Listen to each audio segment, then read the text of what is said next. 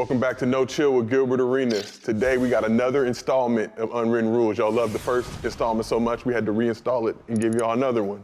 So Gil, we're gonna get right to it.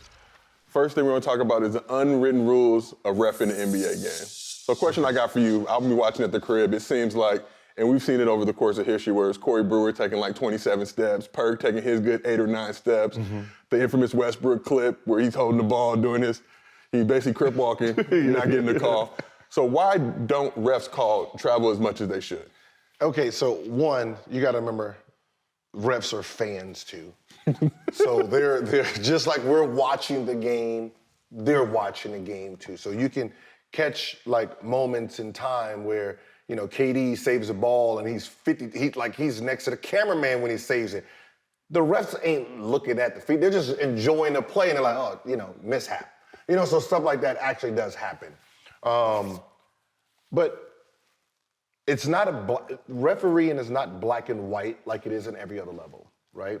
It's gray area reffing in the NBA, where a ref doesn't want to be defenders 6, 7, and 8, right? They want the talent. This is the best platform on earth. We want the talent to dictate this game. So what ends up happening is, as fans or trainers now, you look at a play that's a travel and you think, oh my God, this is a gather step. No, the ref just didn't call it. So if you see a player on a fast break, like think about the last time you actually seen a fast break travel call.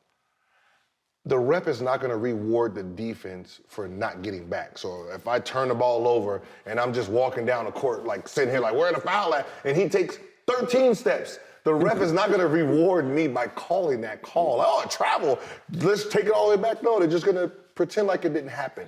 So that's why you see a lot of travels on fast breaks, because the defense is not making that person travel. So I'm not gonna reward the defense by being a defender on that call. So they allow it. It's like, either make them travel, or I'm not gonna blow my whistle on this one. Because that is the gist. You don't want that referee to say, yo, why are you fucking up the game by making it? Like, who made me travel here? No one. I just lost my footing. But now you want to be all super, you know, gadget on a whistle and stop the whole play. Now we got to rewind all the way back here because the defense was lazy. And is that predicated on star level, like somebody like yourself or LeBron or Steph or Westbrook? Are they not gonna get that call versus, you know, somebody who's not on that level, a scrub? Okay, in general, just say like a fast break, like, you know, Corey Brewer, right? He took 11 steps. 11 good steps. Remember, this is not 3 steps where there's a gather in 1, 2. He took 11. So that means there were 9 gather steps on this one, right?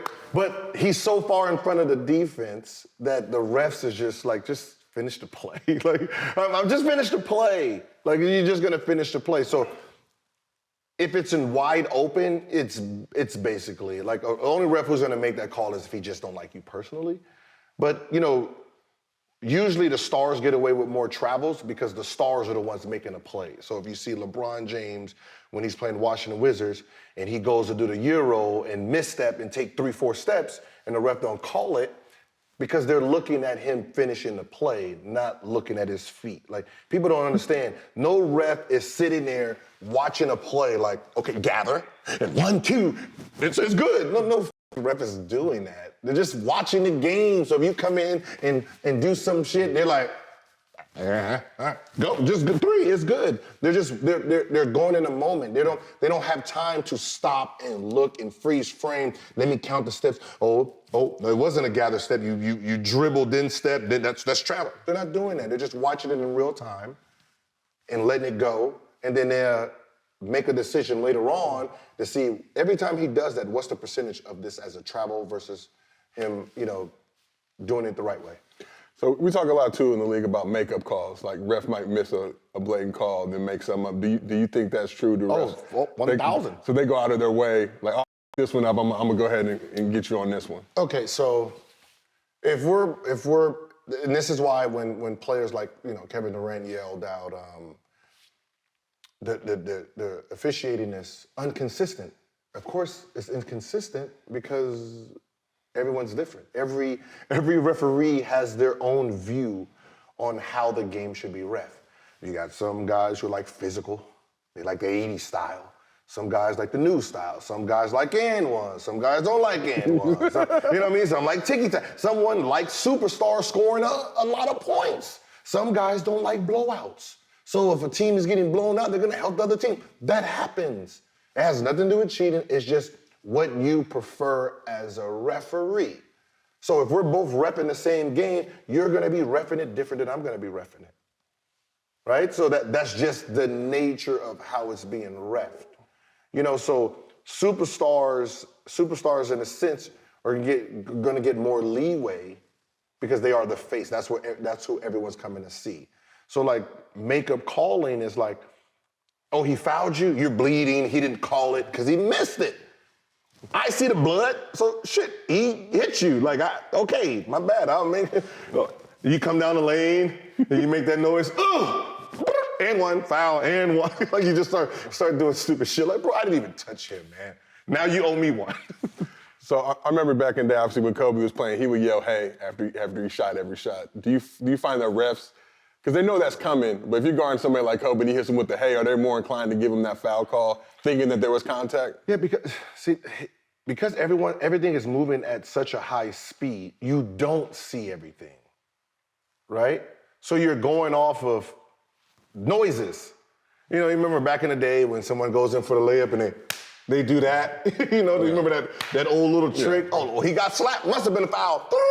Like, bro, I didn't even touch him. Like, you go off of sounds. Yeah. So, you know, it's that player understanding that, okay, he might not be able to see that, so I tuck it, hey, and then you come up with it, oh, he was getting held. He's screaming, foul. You know, so that's a little bit of manipulation on players' parts. Is there a time in the game when refs will be more inclined to make calls versus not, like, you know, fourth quarter, they're going to be more inclined to make calls in critical moments when they feel like they're going to be able to turn the game with those calls? Or, you know, first quarter, they're not going to call some shit, just say it's early in the game, we're going to let that slide? You're less, like, certain calls you get at the beginning of the game, you won't get towards the end because that's when the star is supposed to be a star. So, you know, as a no-name, so let's say somebody like Marcus Smart or Patrick Beverly. Stuff he was doing at the beginning of the game probably won't work for him at the end of the game. You know, some things that worked for or didn't work for him at the beginning of the game might work for him at the end of the game because they want the talent to really finish the game. So you're gonna see less on last shots, fouls being called because they don't really want to end the game on free throws. You know, those are real things that actually happen. They don't want to end. So you will see a guy, like I think it was the last game where, you know, Lakers, the guy shot the three and it looked like he got fouled, right? He gets that call earlier in the game. He gets that call every single time earlier in the game. But because that's the last shot, if I don't call it, it's overtime. So I'm letting the talent finish it. Because if he misses and I blow the whistle, they win on the three. And what if he didn't really get fouled? I'm getting penalized for that. So I just make no call. So one of the things we saw during the playoffs last season, your favorite player, Giannis, taking easily over 10 seconds every time at the line. It got to be a running gag with all the crowds as they would do the counts. Counts were a little janky. Obviously, you can't trust a crowd to count on time. But do you feel like, you know, some officials would call it, most of the time they would not? Is there any pressure from the league or from outside force when these become big talking points on sports shows, even shows like this? Do they feel now, okay, we got to send a message to Giannis to speed that shit up? Those are the same thing. Even with Carmelo, that used to happen with Carmelo. You have to be an asshole referee to make a 10-second call. Like you really literally got to be sitting there. 1, 2, 3. Like you really have to actually be. Who the f is counting the free throw besides the crowd? I never understood what this what that thing meant. Like that's to be like the official count. But is that do they even do that on the free throw line, or they do that like sitting in the key, right? Yeah. Like come on, they can't even keep the count on 3 seconds, let alone free throws of 10 seconds. You're just sitting there like, yo, just. Come on, hurry. Nobody's like that's what I say. You have to be really, like you have to be a real bad ref to sit there and mess up a guy's routine. Obviously, that's his routine. Obviously, he takes the same amount of time every single game, every single time up there. So why are you gonna mess up the routine just because this gray area ruling of 10 seconds? Like, let it go. So, I mean, when you look at officials, you got a lot of officials who are sensitive. They're human beings. Everybody tries to act like officials are these unbiased figures like judges, but we know judges are full of shit too. We've seen, things recently, judges, screaming the N-word, talking about they were sedated. Like, I ain't never seen no sedation make me yell out the N-word like that. But so there's biases, there's preconceived notions, things like that. It seems like, I look at a guy like Draymond Green. I love Draymond, the way he plays, the heart, the passion he plays with. But he'll say some reckless, out-of-pocket, wild shit to referees, and the refs will just eat it. Versus some guys who literally, I remember Tim Duncan got a tech one time just for looking with the stank guy. Yeah. You know what I mean? So is there, what determines kind of what guys get the rope to be able to do that stuff versus what guys don't? It's all about the human. Like the more confident the ref is in his ability, the less likely he's gonna give you that tech, right? I treat them like police, right? I treat them like police, really. The bigger the police is, swole, workout guy, he don't fear for his life. That's why you don't see big police officers shooting people. They confident in the way. It's always the skinny little guy, I was scared. Same thing with refereeing. Okay. The only reason I'm arguing with you is because you fucked up.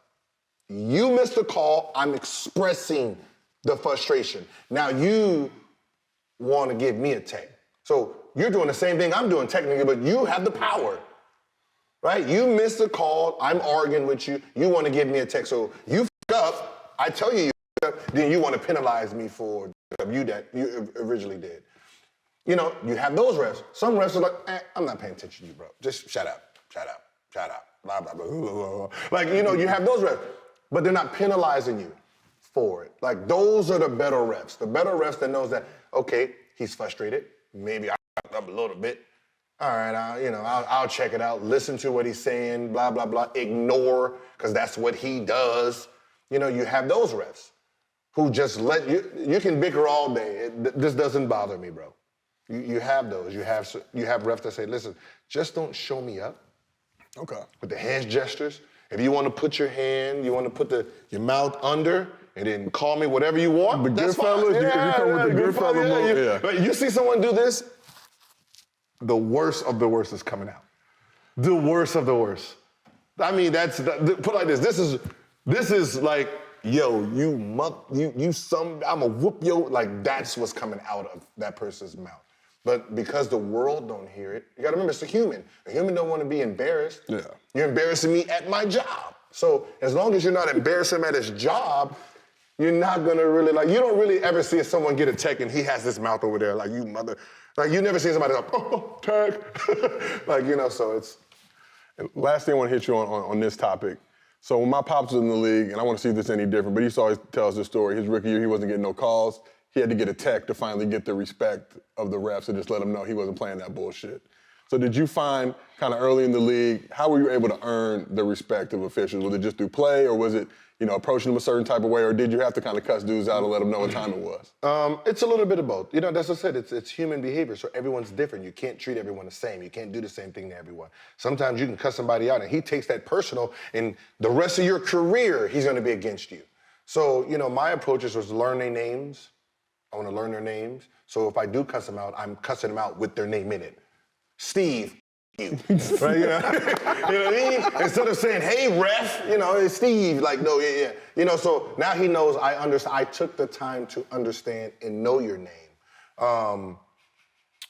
Just having conversations. Just having conversations like, yo, can you at least look at it? Like, just look at the play. Like, at halftime, if you have time. Just let me know if, you gotta remember they're still human, so you still gotta treat them like that. Some players, I just don't give a shit, right? And I'm just gonna lay it in them, but later on, probably when it calms down, I'm all better, like, yeah, you know what, my bad, I'm just frustrated. And they be like, oh, all right. Have you ever seen a ref do that? It's like, you tell a ref, go check that out and just look at it and come back and be like, yo. I'll be like, yo, hey, loser owes dinner. Loser owes dinner, point blank. And they be like, all right, and then they be like, Are they making good with that? No. I have to like, yo, I owe you. But are they sending some Popeyes to the hotel? No. It's just a I owe you letter that we used to do back in high school. But can I get an IU on a makeup call? I need this and one now, right? That's where the state dinner comes in. It's the makeup call. Okay. You know what I mean? Okay. Is there a little wink between y'all two? Like when I used to get frustrated, I used to get frustrated. Like, so we're playing prison rules now, huh? Well, this is how we do it? We play. And then I'll just call one, and I just drive hard, like trying to run a player over. I just try to run someone over, and then the refs just give the blocking foul. Are you done? Are you done? Yeah, you're right. I'm done. That's what I said. It's humans. You gotta be able to connect with that actual human being. Like we think these guys are. We think they're smarter than the history that's being made. No, they're learning just like us. And that's where, going back to like traveling and moves, they're learning. You gotta remember, we're working on a move in the summer, right? All summer, we're working on our game, perfecting our game, understanding how to develop and get these counters to counters to counters. There's no referees there. Right? There's no referees monitoring that. So the first time they actually see any of this is game one. They have to adjust to it. So I remember James Harden's step back was ruled 70-30. 70% of the time he does it legal. So there's 30% illegal. Illegal, 30%. So they deemed it legal. If you don't catch those steps in real time, do not prejudge the call. So now when he comes and he does that, they're just gonna let it go. He's moving backward, he has no advantage, don't call it. Let the defense make that play. So people, social media trainers, look at these steps and say, oh, these are legal. Like, no, that actually isn't legal. But they already made it legal to not blow the whistle unless it's being called. Just like Allen Iverson's crossover. When they deemed it, if you ever see when they were making a call, when they deemed it illegal, anytime he got ready to do the motion, carry. And you'd be like, yo, he didn't even carry yet. But because they wanted the move gone so bad that they overforced the call. Anytime he just got rid, just a regular one, trap. Like they just it was a prejudge. We want to get rid of this move. It's too much an advantage. So we want to get rid of it. So when there was times he did it, he was doing a move that had nothing to do with a carry, and they were going to blow that whistle anyway. So they prejudge. Once they rule it, that's what they're going to do. Just like some of the calls where they already prejudge, we're not going to make this call this year, and that's what they do. So next up, I want to talk about the unwritten rules of blowouts. So this season, we saw the Grizzlies smack OKC by 73 points. Sheer embarrassment. Got to ask, if you were on the Thunder that night and your team is just getting mollywopped like that, how do you react as a player on that squad? I get better. I get better. Are you going right to the gym after the game? Yeah, you go right to the gym. There's like you just got blown out of the building. Like there's no having fun. There's no partying. There's no having conversations in the locker room. It's we really have to do better. We just got we're an NBA team. We just got smacked on. Like, you know what I mean? Like, we need to go and, like, really, like, start putting in some real serious work. And you put the onus on the players there? Is that on the coaching? I mean, or is that just, look, we need to rebound all this shit? A coach, we give too much credit to, like, coaches sometimes. Like, yeah, they have a game plan, but that game plan has to be executed still. So you can draw up all the plays you want in the world, but if you have sorry-ass players on your team, you have a sorry-ass team. I'm just sorry. That's just how that works. So, the onus is really on the players to really get better, like get better individually. A team structured offense or defense in practice is exactly what it is. It's for the team, right? To put you guys in spots to be successful. As a player, you have to be able to be successful on your own. So you have to be able to get in the gym and hit shots and put shots up and put those reps in. You know what I mean? So the onus is really on the players to be able to compete in games. So I just want to get to the other side of that. So now say you're on the Grizzlies, you're smacking their ass, and now it seems like prime stat padding time. If you're a player on that squad, are you taking advantage of that? Or are you like, look, I'm going to get mine and I'm going to rest. I'm not trying to play the bulk of this game. I just want to chill and let the scrubs get their time to shine. Listen, there's this unwritten rule in basketball of sportsmanlike conduct. There's no such thing. It doesn't exist. It's a fake notion. There's been fights on top of fights on top of fights because one team is blowing them out and they're still playing basketball. And the team that's losing is actually mad. And they're actually mad. Not mad that they're getting their ass whooped because, they're not mad they're getting their ass whooped. They're mad for this one possession that a person's shot that they didn't think should have been shot, all right? And then fights break out. All right, NBA fans, are you looking for a daily fantasy option for the NBA? Then you need to try the award-winning app Prize Picks. Prize Picks is a daily fantasy made easy. I love playing fantasy on Prize Picks, and I know you will too. My favorite part of Prize Picks, they offer any prop you can think of. I get creative and win big. And Prize Picks doesn't just offer NBA. They have options on college basketball, college football, NFL, MLB, soccer, MMA, and a lot more. Deposit and use promo code NOCHILL to receive 100% instant deposit match up to $100.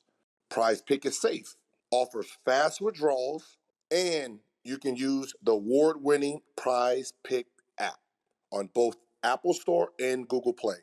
Don't forget to use promo code NOCHILL to receive 100% instant deposit match up to $100. That's promo code NOCHILL for 100% instant deposit match. Check out prizepicks.com, daily fantasy made easy. It's fake. That whole scenario is fake. Here's why. We're taught play to the end of what? The whistle's blown. To the end of the game, you play your heart. You play 100%. When you train and you're being taught, you're trained to go 100%. Now there's this rule out there that's been made up. If you're up 20 on me, you don't go hard anymore. Don't go hard. I'm still gonna go hard because I need to come back. Yeah. You don't go hard because you're the dominant team. So now you're supposed to do everything opposite of what you've been taught. You go 60%, 40%. I'm gonna go 100. You know what? Take him out of the game. Take your guys out of the game, put some ice on the knees. I'm gonna stay in. So the team that's winning, the stars go out. The losing team, stars stay in to keep playing. They make a comeback. Now you got to come back in the game, and then they reward me if we win. Oh my God, miracle win, this big comeback. No. You look down upon the team that's winning and tell them stop kicking everyone's ass and sit down and rest. No, that's not how the game is played. You play. If I sub you out, whoever's coming in, whoop that ass too. You don't hold the ball and run offense like he takes 24 seconds to shoot the ball. I get the ball, I take 5 seconds to shoot it. No. Because that's what ends up happening. I'm stalling the clock, right? You're pressing me. I shoot with 24 seconds. You get the ball, run down and shoot it, and then you get mad if I got the rebound and then outlet it and he made a layup fast enough. Like, it's dumb. It's dumb thinking. Bench players come in, that clock is 0-0. 0-0. I don't want my bench players to play less than what you're supposed to play. You're supposed to play 100%. The score is 0-0. Win. When you guys get in, win. And that's how I approach the game. I don't give a what that score was. We're down 30 or up 30. When I got in, 0-0. If you're going to play defense, I'm going to try to score.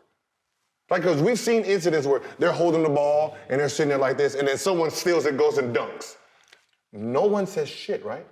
Ever. Have you ever seen a fight happen because of that? I saw a Monmouth, Kansas game. I was going to ask you about that. I don't know if you remember the dude who did that. And I don't think it was going to be a fight, but Monmouth was down like 40 or 50 when he did it. He came through and got his bang out, though. And I respect, I was like, look, play till zeros. the fake handshakes, all that other type of shit. But you've never seen a real fight happen because of it. It's usually happened because the person who's up scores and the losers. But if the loser does it, there's no problem. That's why I said it's all felonious. It's all felonious. Just if you don't want to get blown out, prepare better. That's my motto for life. Like everything I do. So when I ask you, should the NBA consider a mercy rule? Like, should we go running clock, teams down 50, get this shit over with, or let it keep going? Let that ass whooping just go so they can learn from it. Okay, just sports all the way across the board. Listen, if you go into a game and you're getting blown out from AAU, a team is pressing your team, right? And you're looking at the other ref like, yo, take your press off, you're up 30. If that's what your mindset has to do, take it easy on us, you quit. Quit, just, hey, we're down 40. It's gonna keep getting worse. We're gonna leave. Thank you, appreciate it. We're gonna go back to the gym, work out. Hey, Lisa Leslie had 101 points at halftime. The team didn't show back up. We're good. We're good here. They went straight to the parking lot. Hey, first half, hey, just no, pack your shit. We're back home. They didn't come into the second half talking about, hey, can you not play your girl anymore? Like, no, there's no favor. Like, we're not doing that. Either the team that is getting at you quit. But I'm not gonna tell my team not to play. What does that actually say on both sides? Hey, when you're beating someone bad, take your brakes off. Learn how to turn the switch on and off. Hey, when you're getting your ass beat in life, look for a handout.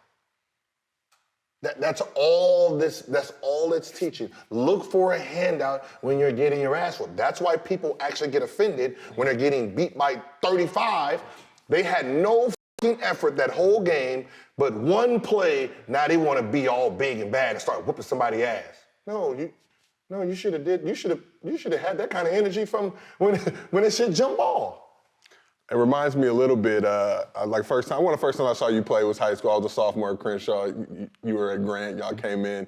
And Crenshaw was going to press the whole game. Mm-hmm. You know, Willie West and Crenshaw, he don't give a but I think you gave him that 40 piece. I want to say fourth quarter. I don't know how you might have injured or something. You came out. I was tired. Okay, you from the press. But I want to ask, when you're on that other side of that as a star player, you getting that ass whooping, and you know, shit, ain't no way we're gonna win this game. Mentally, you just like, I'm just gonna have to go ahead and try and get this 40 piece. You got to compete. It's still about showing heart. It's still about competing. We're not taught to give up. You know what I mean? We're really not taught to give up. The unwritten rule is teaching us to give up. I'm down 20. I done trained too hard to just say, they got us by 20. I'm cool. And my brain says, I can come back. Tracy McGrady with 13 points, and his brain tells him I can come back, and it has happened. Usually that game's over. Walk it up. But some players are built different. Like, I don't give a what that score is. I have Jordan, there's no mercy rule. Like, hey, Jordan, you're MJ. Hey. It's like, I'm gonna kick your ass every time I can kick your ass. And that's just how it is. It's the winner gets I think a coach got suspended because he beat a team. Oh yeah, I remember that. Now, so let's put this in real life, since it happened in real life.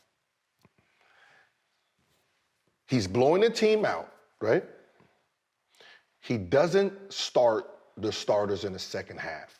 So the girls who usually don't play, right? It was girls' team, right? I believe, yeah. The girls who write a letter. The girls who usually don't play come in, right? Not the starters. The girls who usually don't play come in and kicking that ass too, right? Like what are they supposed to do? Throw the ball in the air, walk down? Like in what world, what do you want them to do? Hey, I can score, but let me just give you the ball, and then you can what do you really expect a team not to do if they're that dominant over another team? So what they decided to do is, hey, you apologize for training that well to whoop their ass. And then you're gonna miss a few games without pay for being that good. And coach, you lost by 70 last game, 100 this game, and I know you're gonna lose by 60 the next game, but your job is secure. Like, wait, what? The guy who's blowing everybody out gets suspended. The guy who's taking ass whooping, nothing. Yeah. There's nothing like going on about your business, bro. Like, really? Like, you're penalizing the hard-working team, and the guy who's just sitting there getting mollywopped is fucking fine with his job. That's what we're really teaching in the sport of basketball, just period. Just, like, I can't help, But, it's funny you say that because even if you look at the NBA and how it's constructed, right, successful teams get penalized, right? They get the shitty draft pick, and we're going to reward the shitty team for going out putting a mediocre product, and here now you get the best talent. Where else would that happen? Like, there's no job like you in college, and I'm the best engineer. All right, you got to go work at the shittiest company, dog, because, hey, you know what I mean? You got your doctorate, you went to school 8 years. McDonald's, baby, fix the ice cream machine that's been down 20 years, bro. Like, no, that's not how that works. You put in McDonald's training, you work at McDonald's. That's how that works. Like, that McDonald's is you have no graduation, no diplomas, and a bunch of GEDs. That's what McDonald's and fast food is basically. You don't have a 4-year doctorate sitting in McDonald's. For sure. You know what I mean? But in sports, it's... So last thing I want to ask you, what are the unwritten rules of bench etiquette in a blowout? I know you remember that game back in the day, LeBron and the Cavs, they were doing, I think it was at Madison Square Garden, they're doing the water bottle tricking, like, we've seen situations, LeBron was getting into fights because they're dancing on the bench and doing whatever, getting into it. Is there a certain, procedure that you follow? Everybody says be professional. Or is it like, we're around, we're enjoying this moment? No. What? Listen, we both prepared, right? We both prepared for this game. I beat your ass so bad that I get to sit on the bench and enjoy the company of this bench. If I want to eat a fucking hot dog, I'm getting a hot dog. I'm gonna try to, I see a bad girl walking in the arena, I'm gonna try to get that number. Like, you can't tell me what to do because I put in the work. Now, the fact that a players on the court are paying attention to me, that's probably why your ass got beat in the first place. You're doing everything but watching the game. So you're trying to fight me because I'm having a water bottle challenge over here. Maybe I will be in there competing against you if y'all actually competed. Right? But that's what I'm saying. They put so much emphasis on the stuff that doesn't matter to the winning. Those guys are on the bench for a reason. Steph Curry, 1 year, was it 2015, 16? He set, damn near 30 fourth quarters? 30, the man set 30 fourth quarters. And I guarantee you, if he was on the bench like this, there'd have been a problem. He's not allowed to sleep on the bench. Yeah, he is. Yeah, he is. He just gave you 40. One dude gave you 60 points in 11 dribbles. 11 dribbles. He gave you 60 points in 11 dribbles. He can do what the fuck he wants to do on that bench. If he wants to open up a Budweiser, let that man do what he needs to do. So I personally don't. If you want to celebrate your team and do all that and play, that sideline is your sideline to do whatever you want to do with. Like, I'm playing. I'm focusing on the court. If I'm focusing on what this person is doing, then there's a problem with me, not them. Because if they were losing and that was happening, someone's gonna be up their ass for it. So we penalize winners for some reason in sports. So we got another unwritten rule, Gil. So this is the 15th anniversary this December, a couple of days ago before this taping. You dropped 60 points on the Lakers. Hi-yow. I was on Baller's Life going through watching. Kobe got a lot of them buckets. It was interesting to see. I just want to know, before we get into the unwritten rules portion of it, what do you remember from that game, dropping that 60 piece, and how much shit were y'all talking to each other? Or did it get to a point where it was like, I'm gonna stop talking, just let Gil cook? No, it's funny. It's like, you gotta blame Luke Walton.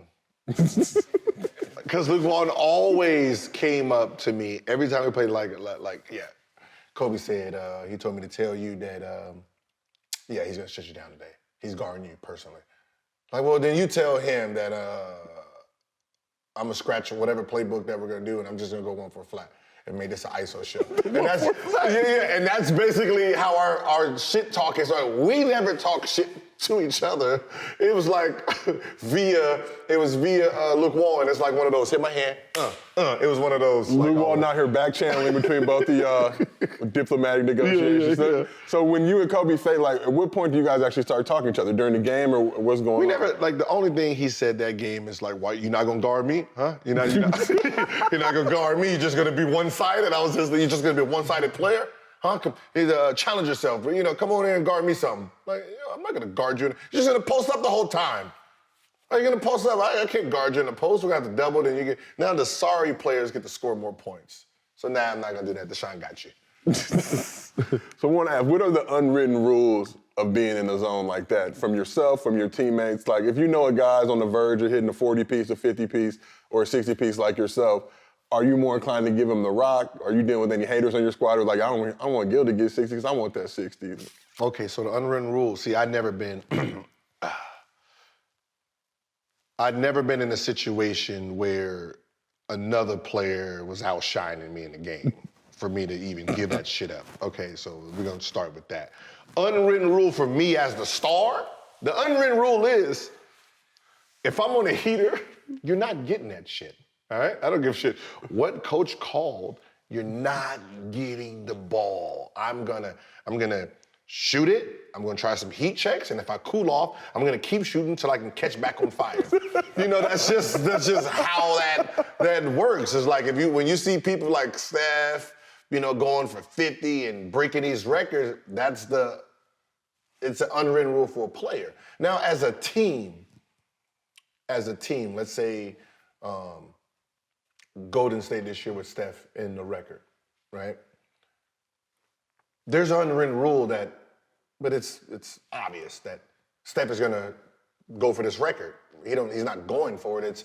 It's gonna happen. It's not even the middle of the season. So this is gonna happen. He's gonna break this record at some point. Now it all depends on when he wants to break it. What team does he want to break it on?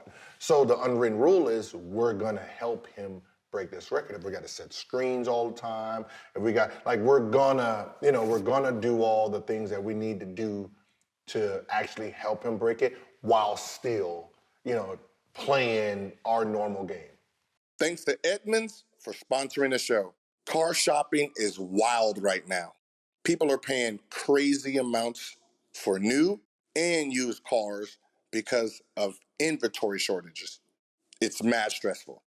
Edmund makes it way more manageable. They have consumer advice, honest car reviews, video test drives, and online shopping tools so you can find the car of your dreams from your living room. My favorite part, the custom filters. I know what I'm looking for and can find it fast on Edmunds.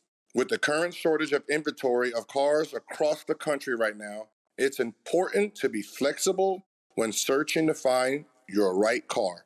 For example, I drive a Maybach, but if I had to, I could see myself going with the better Maybach. I just go into Edmunds, pop them in the side-by-side comparison tool, and see how they match up. Car shopping can be overwhelming. Edmunds is here to help. Visit Edmunds.com and click on Edmunds Car Rating to research and compare vehicles. That's EDMUDS.com. Edmunds, we drive it like it is. So let's just pretend you're Steph for a moment. You're looking at the schedule, it's like, oh, we're in Indy. I don't even want to break it there. It's nasty. I got Madison Square Garden coming out. Are you mapping out or planning? Obviously, you probably want to break it at home, even though, Chase has only been home for a couple seasons now, and really Oracle was the spot. But are you mapping out, I want to do it here because it's going to be cracking. I know Spike's going to be here taking the nice God shot. Steph said something that was very interesting that people, I don't really think that a lot of media really paid attention to. There's like, Steph, you got 16 threes left. Are you going to try to break it next game? And his answer was exactly what a high-level IQ would say.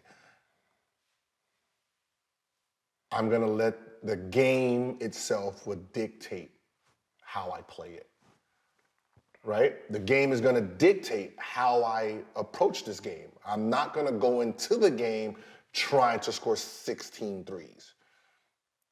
Because that means if I'm trying to score 16 threes, that means I'm forcing all those shots and it's not coming to me, right?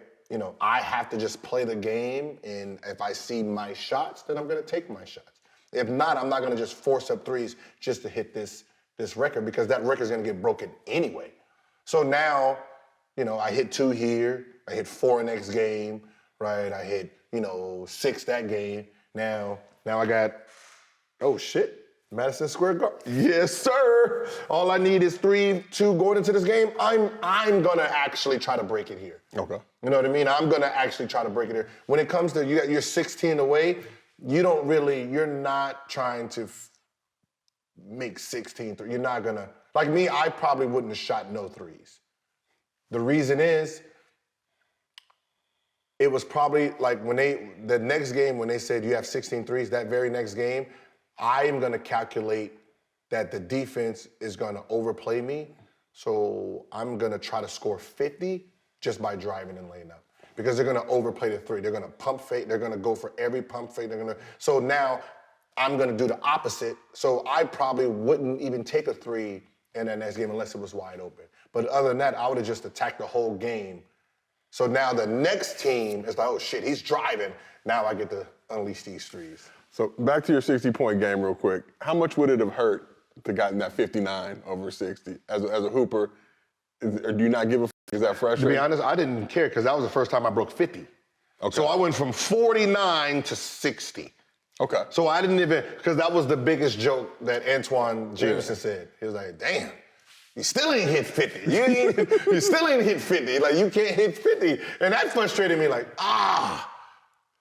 like, damn, yeah, you're right. I went from 40 to 60, never had a 50 game. Then he had a 50, I believe. And then I had a 50 two games later. On Steve Nash, yeah. So, you made it. So I done cleared up like, I told you I was going to be in that 50-point club.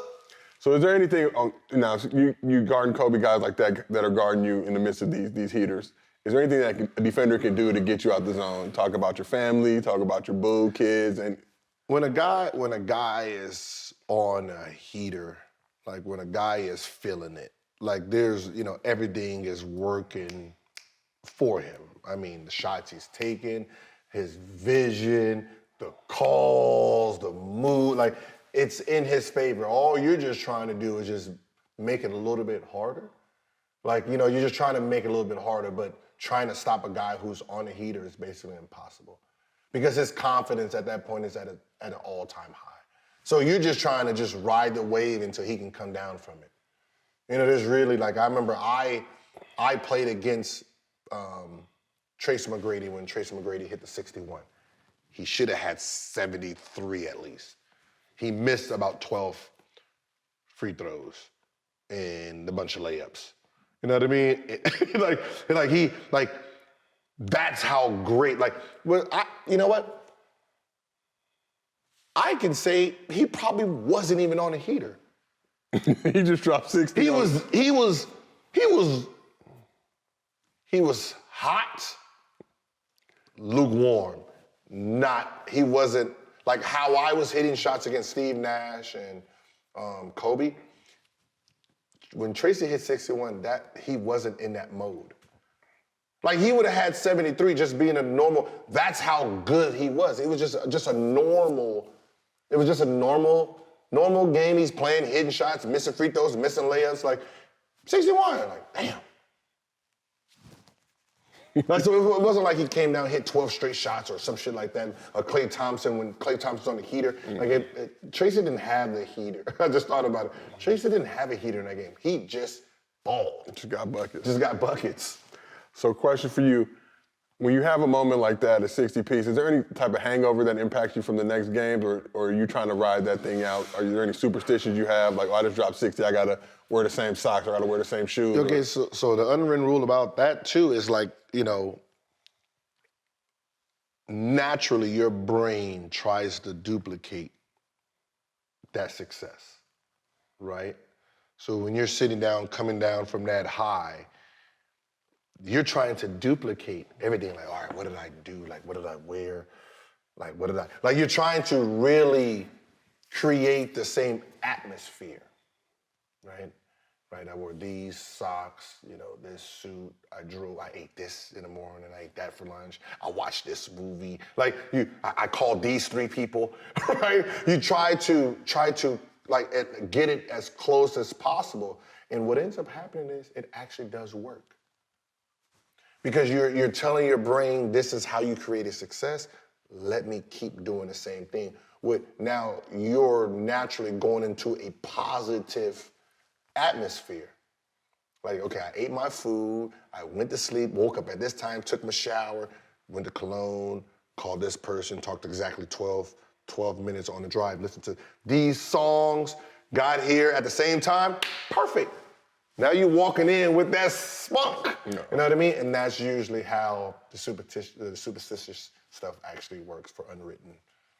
So then you have a bad game doing all that shit. You're like, that. No, you have a bad game. You try to figure out what actually ended up happening during this little thing you just created. It was that red car. The red car that was in front of me that made me swerve out. See, I swerved out and messed up the little rotation on it. So there was times where that ended up happening to me. I drove in the right lane the whole time. And then there was an accident. And then I had to go around. And then I had a bad game. Next time it happened, I'm just gonna sit there and just wait for it to get just gonna wait for that. I'm not moving. I'm not gonna move. I can't. Last time I did that, I only had 22 points. Nah, I want that whole 38 experience. I want the whole 38. But that's like think about like things you see in like pre-game warm-ups when people do like certain things. You're like, yo, why they doing that? Because that's part of the routine. That's part of the routine of success that they done created. You know, like Embiid, you remember where he was outside on the stretching table eating grapes? He probably did it once and then had a ball game and then he's gonna recreate that scene. And that's where LeBron and the smoke comes from. That's where the hike situation comes from. Inbound, hike at the Westbrook. Yeah. Westbrook does his little thing. That's part of the routine. Let's talk about getting recruited, Gil. So first thing, and you're very passionate about the subject, I want to talk about holdbacks. Do you feel like parents should be holding back their kids? Yes, if you want them to be unsuccessful. If you don't want them to hit their full potential, hold them back. Because that's all that's actually happening. That when you hold a child back, you do exactly what it says, holding back. You're holding back everything. You're keeping him in a grade, right? So you don't want him to skip up to the next grade. So to challenge himself. So you want to hold him back in the same grade that he just finished, while the people that's going to be competing with him comes from a lower grade. So you're holding back his development, right? It's like swimming. And if we're in a kiddie pool, we'll call that 8th grade. That's the kiddie pool. If we're in a kiddie pool and then this group moves on to the big pool and you decide to stay in the kiddie pool to develop, right? The only thing that's happening is you're getting stronger, bigger, faster. But you're in the kiddie pool. So there's only so much you can do in the kiddie pool with that. The kids who went to the big pool had to battle with all the pros of that level. You know, you're the seniors, the juniors, your super sophomores, your super freshmen. By the time these two forces meet again, the person who went forward is so far in front of the 2-time kiddie pool champ. You know what I mean? But because he got bigger and he's the best in that kiddie pool, it's false. So you're slowing down his real development, you're getting false development, and you're slowing down his money. You're slowing down the big part of the reason you're doing it, the money. But if your child is not a high-level kid and he's just trying to go to college and you want free education, you hold him back 2, 3, 4 times, as many times as you want. Because you got to remember, what levels don't care is, the high school level don't care is, hey, if I can keep you to 20 I'm going to keep it to 29. It helps my chances.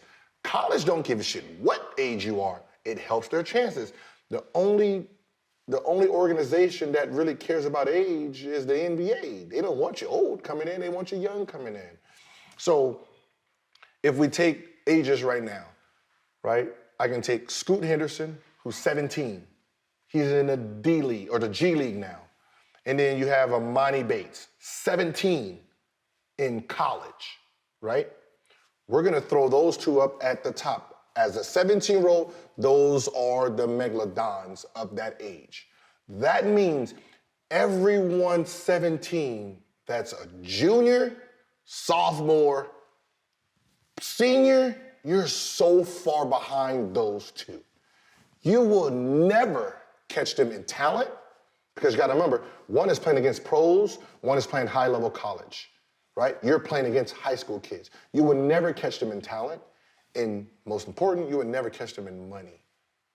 You will be so far off the money scale that it's ridiculous. And I'll break it down to star players that you know.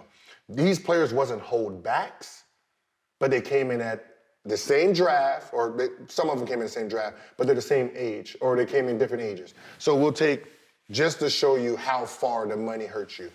2003 draft, you had LeBron James, 18. The same draft, you have Melo, 18, right? Two players, 18. Dwayne Wade comes in at 21, because he went to college 3 years, right? So we're gonna fast forward and say we're gonna give you until 36. 36, you retire at 36 years old, all of you guys, right? We're gonna max you guys all the way out. We're gonna keep you equal. You guys are stars all the way out, all three of you guys.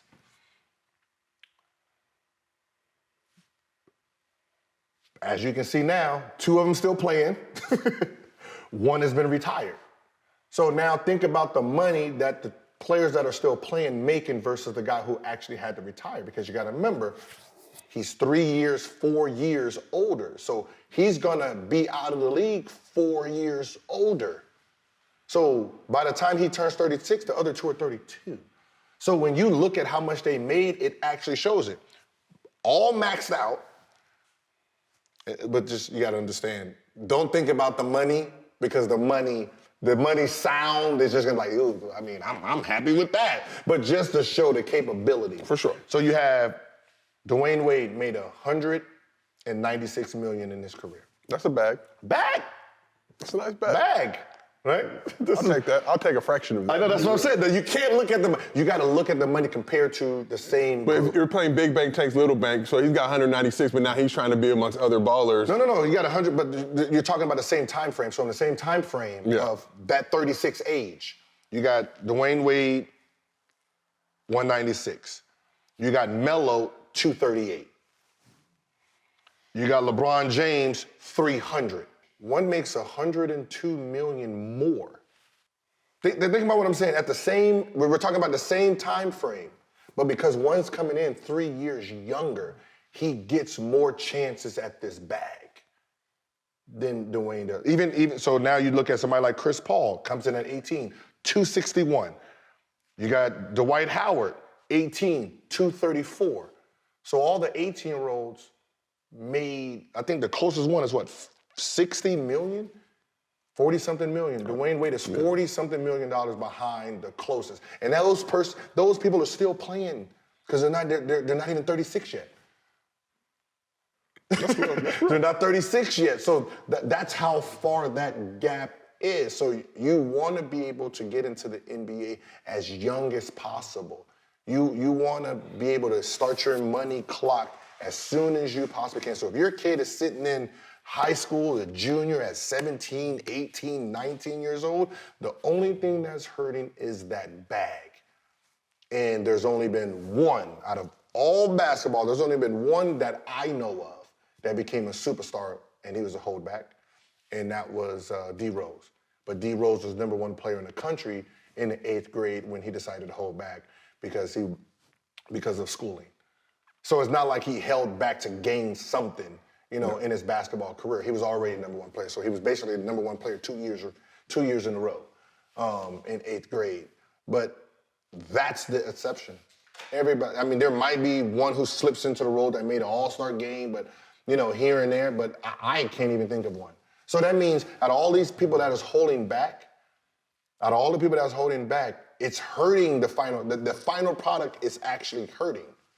Because you gotta remember, if you go on and you're learning all these new things and I'm sitting back here playing against these little kids, you are still gonna be more advanced than me. It's gonna, we're running at the same pace. I'm never gonna catch you.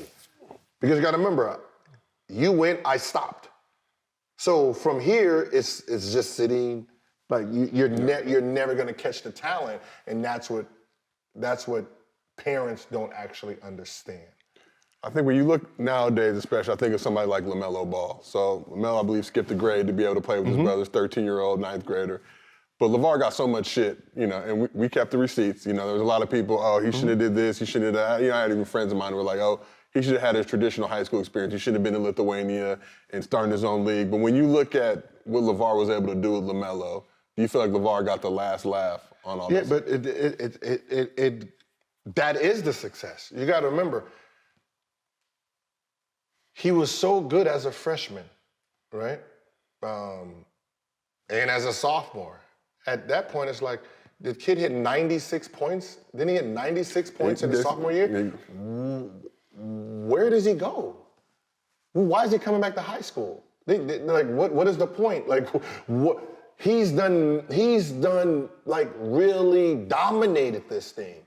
So for him to keep getting better, he has to go somewhere to get challenged. So he goes overseas, comes off the bench, averages 7. Everyone's laughing. He's playing against grown men. He's playing against grown men. That 7 points is probably averaging 60 in high school. Probably averaging, and I said he averaged 7. I guarantee you when he comes out, he's still gonna be number 1 and number 2 pick. I said it then. Because I said the experience he's getting, he's learning how to get hit by big men. All of this, by the time his body starts growing and he enters that draft, he's gonna be a whole different person. But if you've never been in that situation, like most parents haven't, they don't understand that. They're holding their kids back because somebody else is telling them to hold their kids back because they held their kids back. And this is but none of them has been successful. So why you still doing it? Why are y'all still doing this? Because it gets you getting a free education, yeah. But your kid has real talent. So if your kid has real talent, move him up, skip him up. Amani Bates, they listened. You got Gatorade Player of the Year, sophomore, number 1 player in the country. What the hell he coming back for a senior year for? Go to college. Learn that next level. You gotta remember, Amani Bates will be in high school this year, playing pointless basketball. So he goes to college. He's having a decent time. Decent. If he came out into the draft because he's 17, if he was allowed to be drafted, at 17, you're still top 2 pick. You're still, you got Pablo, you got Chet, and then you probably got him at 3. That's gonna be the top 3 picks. Yeah. And he's 17, having an okay year. Having an okay year. Next year is gonna be his real year. He's gonna dominate. So you feel, and that's the thing I think people are looking at with Amani and saying, oh, did he make the right decision or not? But to your NBA GM or a franchise, you're not really tripping on that shit because you're looking at the age, right? The NBA is looking at the age. Think about what I'm saying. Everybody's like, oh, he's not doing so well. He's 17. Where is he at compared to the other 17-year-olds? He's doing amazing. You know what I mean? That's what I said. He is he's averaging, 15 in college? 12, 15 in college? What is that in high school again? 70, 100 points a game? This is not even a comparison. So, as I said, those two, Scoot and Amani, they're here compared to the rest of their group. The rest of the group is not even in eyesight at this point. And that's what people are not understanding. You want to challenge the talent. You want to challenge the talent. You want the Lamborghini, the Ferrari, to be able to race against other Lamborghinis so it knows how to drive its car. A Lamborghini going against Hondas, the Lamborghini never learns how to drive fast, just faster than them. Right? If they can only go 60, I'm only gonna go 70. What do I need to go? You remember Talladega Nights? Yeah. When he's over there, what's his name? The guy who came from overseas, Sasha. Yeah. But he's over there drinking coffee and doing that, because it's a breeze for him. That's what ends up happening. Because it's so easy for the guy who's older, that he never challenges himself. And then by the time he gets to a level where he's gonna be challenged, it's a rude awakening. And that's why I say don't hold back, because the study has shown that when it goes to the top level, they're actually at the bottom level. So that was Unwritten Rules Volume 2. We appreciate y'all plugging in with us. We'll be back with more very, very soon. Very, very soon.